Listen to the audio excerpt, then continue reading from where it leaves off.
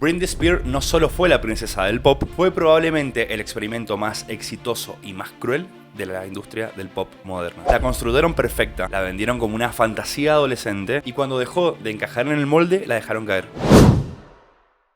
Hoy no te voy a contar la historia que ya conoces, te la voy a contar como fan, pero también como alguien que entendió cómo funciona el sistema. Para entender a Britney tenemos que volver a 1998, porque nada de lo que pasó fue casualidad. El pop estaba en un momento rarísimo. Las Spice Girls ya habían explotado, los Backstreet Boys dominaban el mundo, pero faltaba algo. Faltaba una figura femenina que no representara el girl power, sino la fantasía perfecta. Y ahí aparece una chica de 16 años, de Luisiana, formada en el Mickey Mouse Club. Pero Britney no llegó por accidente, llegó como parte de un plan. En Suecia, Max Martin estaba diseñando el sonido del nuevo milenio, canciones construidas casi como arquitectura emocional. Versos simples, precoro y un estribillo que te explota en la cara. Eso es Baby One More Time.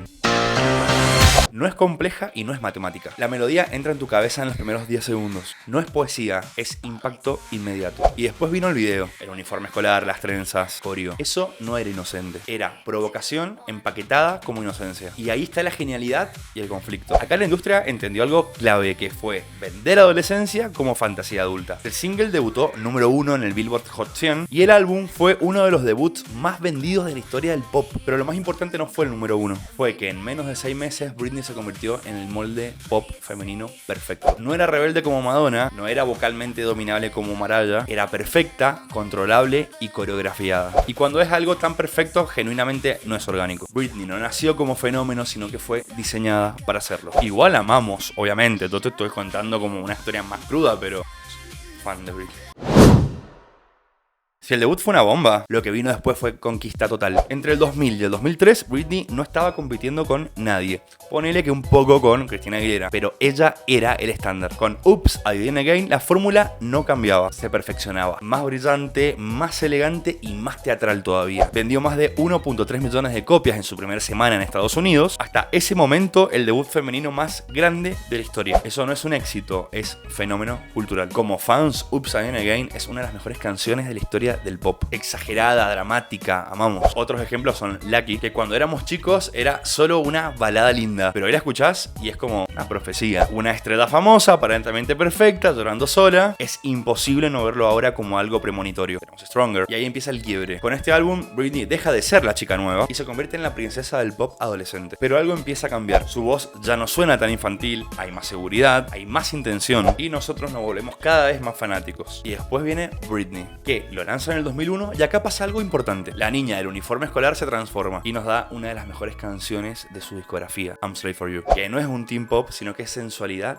directa. Es un ritmo muy minimalista con influencias del R&B. Y esto incomodó, porque cuando una artista femenina decide controlar su sexualidad, la narrativa cambia. Otros sencillos que amamos de este disco son Overprotected, I'm Not a Girl, Not Your Woman, temazos, Boys, otro. El álbum Britney no es su trabajo más experimental, pero es el más importante estratégicamente, porque acá deja de ser solo un producto perfecto diseñado en Suecia. Acá empieza a mostrarse como una mujer en transición. El problema es que el público ama cuando una estrella nace, pero se incomoda cuando esa estrella crece. Y en el 2001 Britney estaba creciendo en tiempo real frente a millones de personas. Este disco fue el primer choque entre el artista y el sistema que lo creó. Y después llega el 2003. Y acá pasa algo distinto. Porque In The Zone no es simplemente un álbum más en la carrera de Britney. Es el momento en el que ella deja de sonar diseñada y empieza a sonar libre. Para muchos fans, y yo me incluyo, este es su mejor disco. No es el más inocente, no es el más adolescente, es el más interesante. Acá Britney ya no está intentando ser la princesa del pop, sino que está explorando. El sonido cambia, se vuelve más electrónico, más atmosférico, más adulto. Hay menos fórmula y más intención. Se nota que se está involucrando un poco más. Y acá no es solo una intérprete perfecta, sino que es un artista buscando identidad. El primer single es Me Against the Music con Madonna. Y eso no fue casualidad, fue simbólico. La reina del pop y la heredera compartiendo escenario. El beso de los MTV VMAs 2003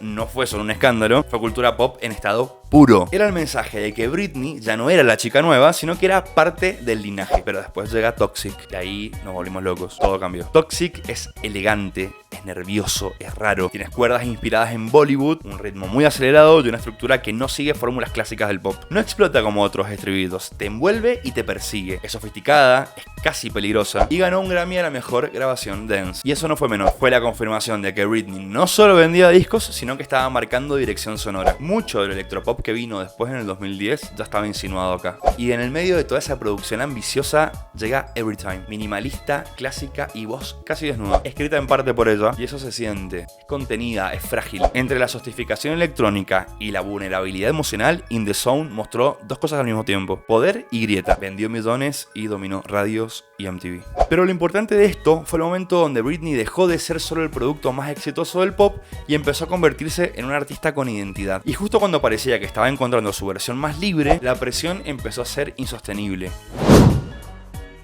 Y acá es donde la historia deja de ser un poco pop, porque mientras Britney evolucionaba musicalmente, el foco del mundo ya no estaba en su arte, estaba en su vida. Principios de los 2000 fueron brutales para las celebridades. No había Instagram para explicar tu versión, no había control narrativo, sí había tabloides, paparazzis acampando fuera de las casas. Había un sistema que pegaba mucho más y cuando más vulnerable te veía. Britney dejó de ser artista y se convirtió en contenido. Se casa, se divorcia, se vuelve a casar, tiene 2 hijos en menos de 2 años. Y todo esto ocurre con las cámaras siguiéndola 24/7. Lo que hoy llamamos agotamiento extremo emocional, en el 2006 y en el 2007 se vendía como entretenimiento. Y llegamos al 2007. Britney entra a la peluquería y se rapa la cabeza. Pero si lo mirás sin burla, no es espectáculo. Es una persona pidiendo control de su narrativa, intentando recuperar el control sobre algo. Es difícil no meterse en la vida de Britney Spears. A mí, por lo general en mis videos, no me gusta hablar de ella en persona, pero es imposible no indagar en cierto modo porque es parte de lo que también viene después. Pero acá viene lo más impresionante. Mientras todos la declaraban acabada, Britney estaba grabando. Y lo que lanzó ese año fue para muchos su mejor disco, su obra maestra. Estoy hablando de Blackout. Y Blackout no suena a colapso, suena a futuro. Es oscuro, es electrónico, es industrial. Trabaja como productores como Danger, de acá crea un sonido que en el 2007 es radical. Hablamos de bajos distorsionados, voces procesadas como textura, minimalismo agresivo. No es un álbum que busca agradar, sino que es un álbum que impone atmósfera. El primer sencillo, Give Me More, dale, abre con su frase histórica, It's Bring the Bitch. Eso no es arrogancia, sino que es declaración de existencia. Mientras el mundo la trataba como un desastre, ella te respondía con identidad. Si es por nombrar, tenemos que nombrar todas las canciones de este álbum. Pero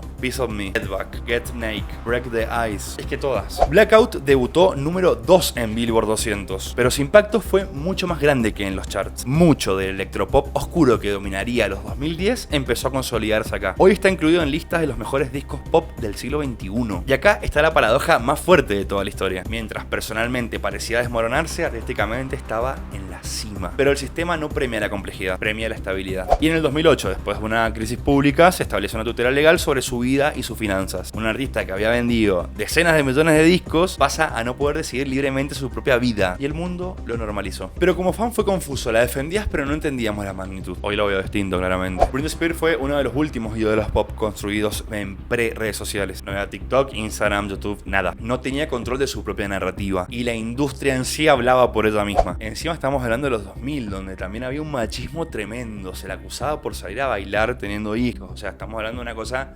totalmente desvariada. El problema fue que el mundo no tolera que una fantasía perfecta se vuelva humana. Y cuando la perfección se rompe, el espectáculo empieza. Ahora, para entender lo que viene después, hay que ubicarse bien en el momento. Ya hablamos de Blackout. En febrero del 2008 se establece la tutela legal sobre su vida y sus finanzas. No vamos a entrar más en detalle de esto. Lo importante es entender que la carrera de Britney entra en una etapa completamente diferente. No porque la música desaparezca, no porque el talento cambie, que igual sí, pero sino también que el contexto cambia. En el 2008 Britney ya no es una figura en evolución. Es una artista funcionando dentro de una estructura mucho más controlada, completamente controlada. Y eso se empieza a notar en el sonido. Y acá viene Circus. En diciembre del 2008 sale Circus. Y ojo, esto es importante porque Circus es el comeback como oficial y el regreso con estructura. Y acá la narrativa es clarísima. La maquinaria sigue, el pop no se detiene y la marca de Britney se reactiva. Comercialmente el golpe sale perfecto. Circus debuta número 1 en el Billboard 200 con alrededor de 505.000 copias en su primer semana. Quinto álbum número 1 para ella. Yo siempre digo lo mismo, Britney no tiene una discografía mala en ningún momento. Son geniales sus discos. Esto es clave. El álbum no intenta ser más oscuro, más experimental o más raro como Blackout. Circus vuelve a un pop más brillante, más radial, más popular. ¿Qué dice acá la gente de Britney? Vamos a encender la radio y vamos a dominar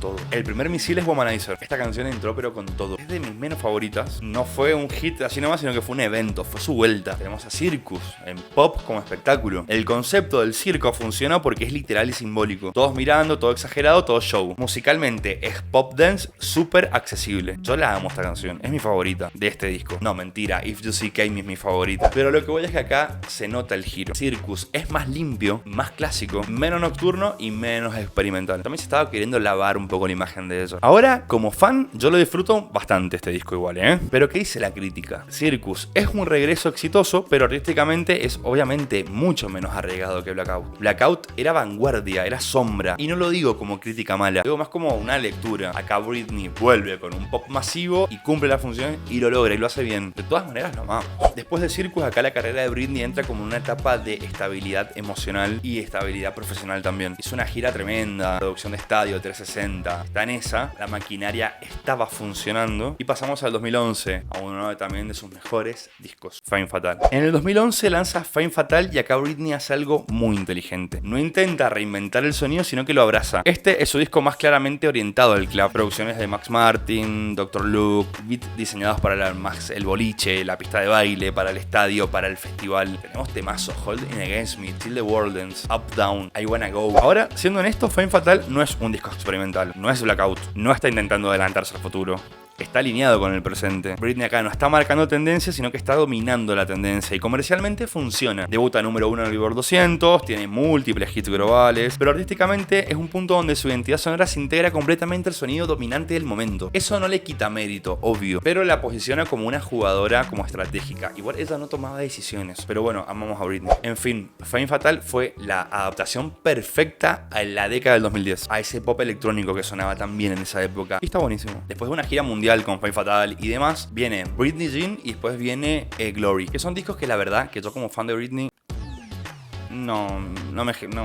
ya es algo que no se merece hablar, me van a querer colgar. Tiene un par de sencillos que están buenos estos discos, que puedo nombrar dos, War Beach y Make Me, y Sample Party también está buenísimo, pero lejos de eso son discos que para mí son chatos, son vacíos, son más de lo mismo, quieren adaptarse a lo que sonaban en su momento y a mí no me gusta, no sé ustedes, comenten. Pero en fin, si miras toda la carrera de Britney Spears en perspectiva, no estás viendo solamente una estrella del pop, estás viendo una parte fundamental en la historia de la música. Britney ayudó a definir el sonido de los 90, consolidó el teen como fenómeno mundial, atravesó la transición del pop a lo electrónico, se adelantó completamente con Blackout, dominó todo, nos dio un sentido de pertenencia magnífico. La música de Britney te salva, es icónica, es perfecta, es magnífica. No fue solamente éxito comercial, es una influencia y muy grande, y sigue siendo una influencia muy grande para todos nosotros. La amamos, la escuchamos todo el tiempo. Mucho del pop que escuchamos hoy, la mezcla de vulnerabilidad con producción electrónica, la voz tratada como textura, la sintética nocturna sofisticada, ya estaba en su catálogo hace más de una década. Britney no siguió tendencias, las marcó. Pero más allá de los charts, de los premios, de los récords, fue banda sonora de adolescentes, fue refugio en momentos difíciles, es parte fundamental de la comunidad LGTBQ+, más. Fue mucha energía cuando necesitamos fuerza y fue escape cuando el mundo era demasiado. Y eso no se mide en números. La destruyeron, tuvo un entorno que la destruyó. Es muy triste lo que pasó con su vida, no donde en su vida personal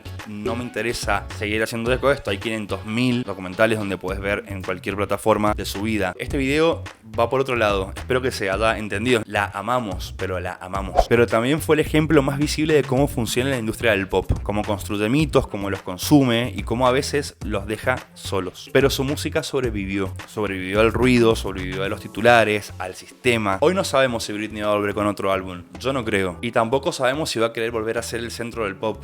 Obvio que no. Ella no lo necesita porque su lugar en la historia está guardado para siempre. Pero si algo nos enseñó su carrera es que nunca conviene subestimarla. Mientras exista esa posibilidad, siempre vamos a tener esperanza. Britney no fue solo una era, fue un capítulo entero en la música pop. ¿Qué me decís?